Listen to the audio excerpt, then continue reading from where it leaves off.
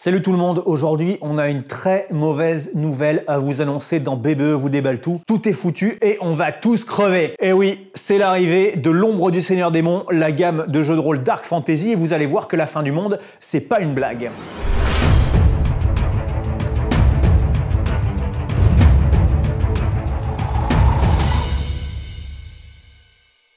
L'Ombre du Seigneur Démon, c'est une création de l'américain Robert Schwalb qui avait notamment officié sur Dungeons & Dragons 5e édition, mais qui voulait un univers plus sombre, plus dark, plus glauque. Et côté règles, même chose, on s'inspire des règles de la 5e édition du plus connu des jeux de rôle, avec quelques petites adaptations bien trash. On attaque ?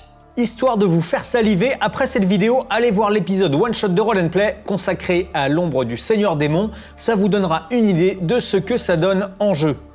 On va commencer par le livre de base, le livre des règles, qui contient tout ce qu'il vous faut pour jouer. Cet ouvrage, vous pouvez le prendre seul ou dans son étui de rangement, qui permet de bien le protéger et de faire joli dans la bibliothèque. Sachez qu'il existe également une version collector, dont le contenu est identique mais qui est en édition limitée avec une superbe couverture alternative. Le créateur de l'Ombre du Seigneur Démon, c'est Robert Schwalb, qui a longtemps bossé sur Dungeons & Dragons et qui avait envie de proposer un univers vraiment sombre et désespéré. Chris Pramas, qui est surtout connu pour l'adaptation en jeu de rôle sur table de Dragon Age, mais qui avait aussi travaillé sur les jeux de rôle Warhammer et Dungeons & Dragons 5e édition, il explique que c'est comme si Dungeons & Dragons et Warhammer avaient eu un bébé et qu'il avait été bercé pendant 9 mois de grossesse au dark metal. Du coup, c'est sombre, c'est trash, c'est violent, c'est de l'horreur vraiment dégueulasse parfois et c'est assumé dans le ton. Avis aux amateurs, si vous voulez du soft grand public, passez votre chemin. Mais si vous avez aimé l'ambiance noire et gore de Diablo, l'Ombre du Seigneur Démon devrait vous plaire. Le livre suit une organisation traditionnelle. On commence par la création de personnages et les ascendances disponibles dans ce livre de base, ce sont les humains, les automates, des machines habitées par l'âme d'un mort, les changelins qui dissimulent leur véritable apparence, les gobelins qui sont issus du monde féerique, les nains, race très ancienne, et les orques qui ont été créés pour la guerre en tant qu'esclaves et qui se révoltent. Vous noterez qu'il n'y a pas d'elfes et c'est voulu. Comme à l'ancienne, les divers aspects de la création de personnages peuvent soit être choisis dans une table, soit être tirés au dé de manière aléatoire. Une fois les personnages créés, comment on joue? D'abord, une aventure initiatique à l'issue de laquelle les personnages vont devenir niveau 1. On vous en propose plusieurs dans cette gamme, on va y revenir. Côté règles, on retrouve les bases du D20 avec un dé à lancer, des modificateurs à appliquer et une difficulté à battre. Principale différence, les avantages et les désavantages sont cette fois-ci matérialisés par des D6. Vous allez les cumuler et ne garder que le résultat le plus élevé. Du coup, vous appliquerez au résultat de votre D20 un modificateur d'avantage ou de désavantage compris entre plus 6 et moins 6 maximum. Autre originalité, deux types d'initiatives, rapide et lente. Si vous choisissez l'initiative rapide, vous jouerez plus tôt, mais une seule fois, alors que si vous optez pour l'initiative lente, vous jouerez plus tard, mais vous pourrez agir et vous déplacer. Une fois niveau 1, vos personnages vont choisir une voie d'apprenti. Là aussi, on est en terrain connu, guerrier, magicien, prêtre ou roublard. C'est en passant niveau 3 qu'on arrive aux choses sérieuses, avec les voies d'expert. On devient assassin, berserker, imprécateur, mécamancien. Les capacités sont plus vastes avant d'arriver niveau 7 et d'accéder aux voies de maître. Apocalypte, empoisonneur, exécuteur et même inquisiteur. Vous voyez le champ lexical, hein, il n'est pas choisi au hasard. On est sur des profils bien dark et vos héros vont souvent être des anti-héros, pas gentils du tout, voire carrément de sacrés salopards. Le chapitre suivant est consacré à l'équipement, les armures, les armes, évidemment les objets magiques. On passe ensuite à la magie qui est très présente dans l'univers du jeu et souvent très malsaine. Les pactes démoniaques, la possession, la corruption ne sont jamais loin. D'ailleurs, concernant la magie, vous avez tout un grimoire très précis qui détaille tous les sorts auxquels vous avez accès. À quelle fréquence vous pouvez les lancer et combien de sorts vous pouvez utiliser chaque jour, ça va dépendre de votre niveau. Ambiance Dark Fantasy oblige, des concepts de folie et de corruption viennent également pimenter le jeu. Le chapitre suivant est consacré à l'univers, un monde dans l'ombre, l'ombre du Seigneur Démon. Ce monde, c'est les terres de Rul, plus précisément les confins du Nord. Et le postulat de départ, c'est qu'un destructeur cosmique d'une puissance inconcevable, vous l'avez compris, on parle du fameux Seigneur Démon, est sur le point de déferler sur le monde. Cette catastrophe, vous ne l'éviterez pas, le monde est foutu. La seule question, c'est quand est-ce qu'exactement on éteindra la lumière pour de bon. Ça peut sembler glauque et désespérant comme setting, et devinez quoi? Eh ben ça l'est.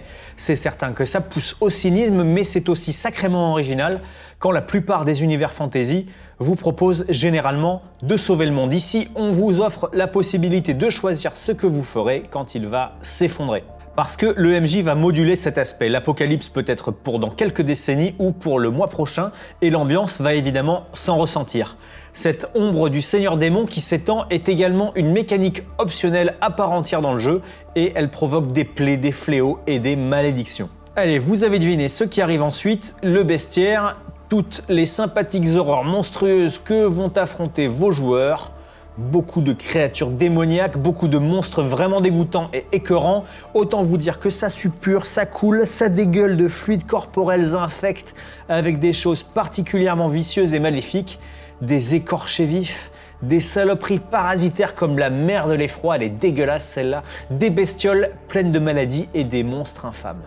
Enfin, parce qu'on est sympa, on vous a ajouté dans la VF Une année sans pluie, un scénario pour personnages débutants de niveau 0, une aventure introductive qui va les mener au niveau 1.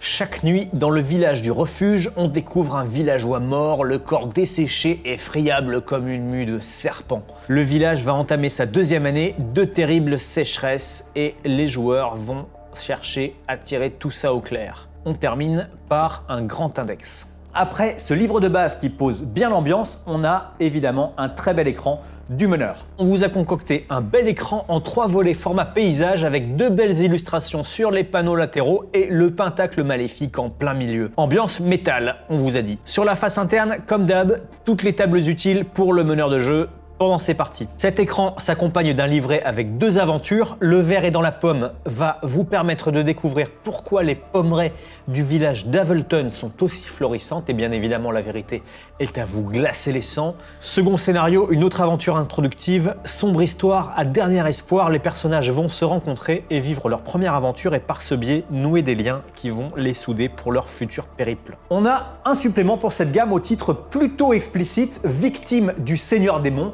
Et les victimes, eh ben, c'est les joueurs. Victime du Seigneur Démon est consacré aux ascendances des personnages du jeu. C'est un supplément de contexte et de règles qui vous permet à la fois de creuser, d'approfondir les ascendances présentées dans le livre de base et de vous en présenter de nouvelles qui ne sont pas dans le livre de règles principal. Ces ascendances de base, ce sont, comme on l'a vu, les humains, mais aussi les fantômes dans la machine, autrement dit les automates. Entre deux mondes, c'est l'une de ces nouvelles ascendances, les faunes, autrement dit des sortes d'hommes-bêtes merveilleux qui se sont retrouvés piégés entre le monde des fées et le monde des mortels. Du coup, ils sont exclus dans l'un et pourchassés dans l'autre, tragiquement coincés entre leur pouvoir naturel et les contraintes de la vie terrestre. Vivolets, ce sont les personnages changelins qui doivent dissimuler leur véritable forme. Morve mouchard, on parle ici de nos amis les gobelins qui sont aussi rustres que bons vivants et qui font d'excellents roublards et magiciens. Un courage rare, ça c'est un autre chapitre consacré à une nouvelle ascendance, les alphelins. Dans Pour l'or et la gloire, on parle, vous l'avez deviné, de nos amis barbus et verticalement contrariés, les nains. Et enfin, nés pour tuer, les orques qui, dans l'univers de l'ombre du Seigneur Démon, ont été créés précisément pour cela et qui se rebellent, qui rejettent leur statut d'esclaves et qui portent le vent de la révolte contre les royaumes humains en pleine décadence. Voilà pour les petites victimes du Seigneur Démon. On va terminer ce tour d'horizon de la gamme avec 2 choses. D'abord, le dossier de personnage. Vous verrez que la fiche de personnage dans le livre de règles est très épurée et que ce dossier, dans la tradition BBE, sur plusieurs pages, va vous permettre de détailler beaucoup plus précisément votre personnage et aussi beaucoup plus confortablement avec ses voix, sa magie, son équipement. Enfin, pour compléter cette gamme, on vous propose un set de 12 dés à 6 faces à l'effigie du Seigneur Démon, le voici, qui va vous permettre de matérialiser les avantages et désavantages. Voilà, on a fait le tour de cette très belle gamme qui fleure bon le bubon et la pestilence. On espère qu'elle va rencontrer un franc succès auprès du public francophone. On compte sur vous, laissez vos commentaires, abonnez-vous, partagez cette vidéo. Vous pourrez trouver la gamme L'Ombre du Seigneur Démon sur le Black Book Shop, le lien est en bas de votre écran, en papier ou en PDF. Évidemment, vous la trouverez également dans votre boutique de jeux préférée. De mon côté, je vous dis à bientôt pour une prochaine vidéo où BBE vous déballe tout. Et d'ici là, racontez de belles histoires de fin du monde.